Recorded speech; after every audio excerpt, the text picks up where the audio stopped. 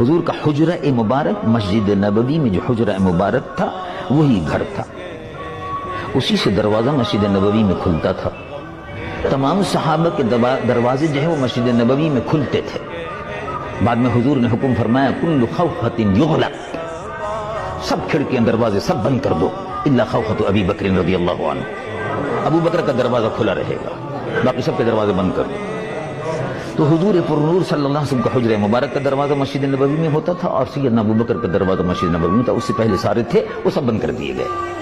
تو مسجد نبوی میں ارشاد فرمایا ما بین بیتی، دیکھو یہ میرا گھر ہے، میرا حجرہ شریف یہی ہے، اور یہ میرا ممبر ہے، اور یہ میرا ممبر ہے۔ اے صحابہ، ما بین بیتی و ممبری، میرے گھر کے اور میرے ممبر کے درمیان میں یہ جو ٹکڑا ہے مسجد نبوی میں، روضۃ من ریاض الجنہ، یہ جنت کی کیاریوں میں سے ایک کیاری ہے۔